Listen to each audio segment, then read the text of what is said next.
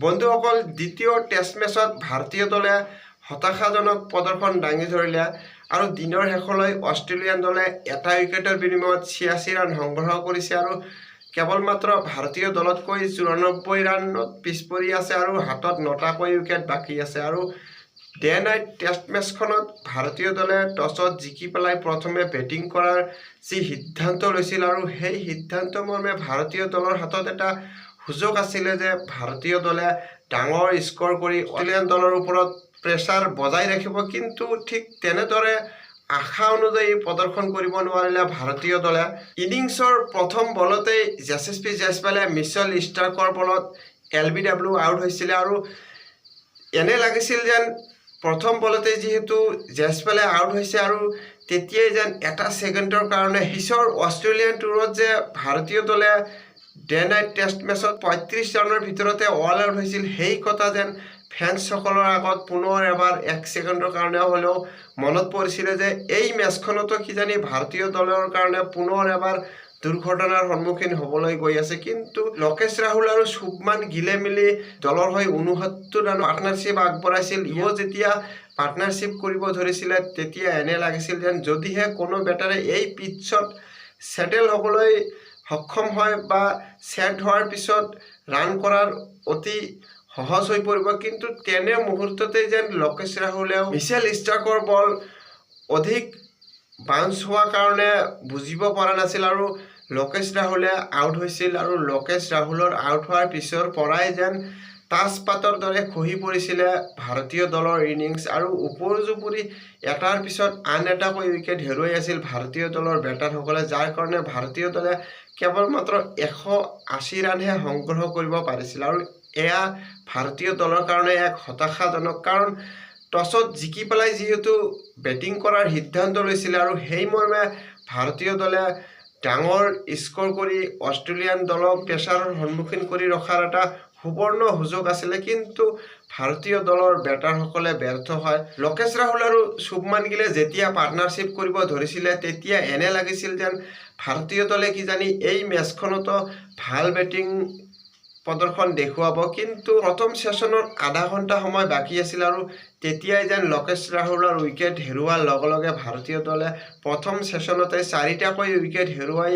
যি বিপদত পৰিছিল, সেই বিপদৰ পৰা ভাৰতীয় দলে আৰু উঠি আহিব নোৱাৰিলে। শেষলৈকে নীতিশ কুমাৰ ৰেড্ডীয়ে ভাল এটা ইনিংছ খেলিছিল ৪২ ৰানৰ আৰু নীতিশ কুমাৰ ৰেড্ডীৰ এই ইনিংছৰ মূলতে ভাৰতীয় দলে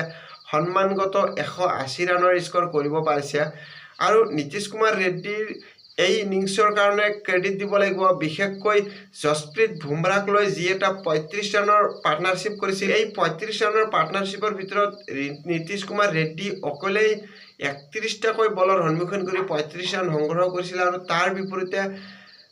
যশপ্ৰীত বুমৰাই এটাও বলৰ সন্মুখীন কৰিব পৰা নাছিল। ইয়াৰ পৰাই বুজিব পৰা যায় যে নীতিশ কুমাৰ ৰেড্ডী কেনেকৈ এফালৰ পৰা দলৰ কাৰণে স্তম্ভৰূপে থিয় হৈছিলে, কিন্তু দুৰ্ভাগ্যবশতঃ নীতিশ কুমাৰ ৰেড্ডী আউট হোৱাৰ লগে লগে যেন ভাৰতীয় দলৰ সকলো আশা ভৰসা শেষ হৈ গ'ল। আৰু ভাৰতীয় দলৰ হৈ ক'ব গ'লে কেৱল মাত্ৰ লোকেশ ৰাহুল আৰু শুভমান গিলে ক্ৰিজত কিছু সময় কটোৱা দেখা গৈছিল আৰু এই পিটছত ৰান কৰাটো ইমান এটা সহজ নাছিল, যদিও ভাৰতীয় দলৰ বেটাৰসকলৰ কাৰণে আৰু কিছু ৰান কৰাৰ প্ৰয়োজন আছিলে, কাৰণ যদিহে বৰ্ডত ২৮০ বা ৩০০ ৰান স্ক'ৰ সংগ্ৰহ কৰিব নোৱাৰে তেনেহ'লে বিদেশত গৈ টেষ্ট মেচ জিকাটো ইমান সহজ নহয়। টেষ্ট ক্ৰিকেটত যদি কোনো এজন বেটাৰে কিছু সময় কটোৱাৰ প্ৰয়াস নকৰে তেনেহ'লে স্ক'ৰো যে ইমান ডাঙৰ নহ'ব, আৰু সেয়াই হ'ল ভাৰতীয় দলৰ কাৰণে ৰোহিত শৰ্মাই নিজৰ যি বেটিং পজিশ্যন, সেই বেটিং পজিশ্যন পৰিৱৰ্তন কৰি ৬ নম্বৰ স্থানত আহিছিল, কিন্তু দল যিহেতু গভীৰ বিপদত আছিল, ৰোহিত শৰ্মাৰ হাতত এজ এ ছিনিয়ৰ খেলুৱৈ হিচাপে বা এজ এ কেপ্টেইন হিচাপে ভাল এটা সুযোগ আছিলে যে দলক বিপদৰ পৰা ৰক্ষা কৰি কিছু সন্মানগত স্ক'ৰলৈ দলক থিয় কৰাৰ, কিন্তু তেনে ক্ষেত্ৰত ৰোহিত শৰ্মাও ব্যৰ্থ হয়। ভাৰতীয় দলে হয়তো বিপদত পৰিছে, কিন্তু বাৰম্বাৰ যে বলাৰসকলে দলক সেই বিপদৰ পৰা উদ্ধাৰ কৰিব পাৰিব সেয়াও নহয়। আৰু টেষ্ট মেচ বচাবৰ কাৰণে কমচে কম বেটাৰসকলে ভাল প্ৰদৰ্শন কৰিব লাগিব, আৰু বেটাৰসকলে যদিহে ৰান নকৰে তেনেহ'লে টেষ্ট মেচ কেৱল মাত্ৰ যে অকলে বলাৰেই জিকাব পাৰে সেয়াও নহয়। আৰু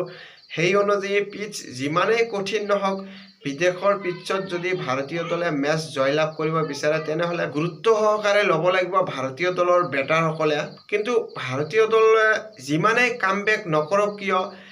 এই কথা ভাৰতীয় দলৰ বেটাৰসকলে সদায় মনত ৰাখিব লাগিব যে ভাৰতীয় দলে যিদিনাখন ৰান কৰে একে পাহাৰ সাদৃশ ৰান কৰে, কিন্তু যেতিয়া ভাৰতীয় দলৰ বেটিং লাইন আপ খহি পৰে, তাজপাতৰ দৰে কম সময়ৰ ভিতৰতে খহি পৰে, সেই কথা ভাৰতীয় দলৰ টিম মেনেজমেণ্টে হওক বা বেটাৰসকলে হওক চিন্তা কৰিব লাগিব আৰু সেই অনুযায়ী গেম প্লান অনুযায়ী খেলিব লাগিব। নহ'লে ওপৰ জুপুৰি এটাৰ পিছত আন এটাকৈ মেচত ভাৰতীয় দলে মুখ থেকেচা খাবলগীয়া হৈছে। দ্বিতীয় দিনত ভাৰতীয় দলে নতুন এটা দিন আৰু নতুন মাইণ্ডছেট লৈ যদিহে ভাল প্ৰদৰ্শন কৰিব পাৰে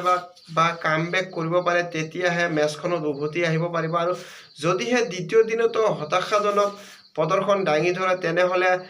এই টেষ্ট মেচত পৰাজয় হোৱাটো নিশ্চিত। বন্ধুসকল, চাম আমি দ্বিতীয় দিনত ভাৰতীয় দলে কি ধৰণৰ খেল আগবঢ়ায়, তাৰ এটা ভিডিঅ' লৈ পুনৰ এবাৰ উপস্থিত হ'ম। ভিডিঅ'খন চাই ভাল পালে লাইক আৰু ছাবস্ক্ৰাইব কৰিব। ধন্যবাদ।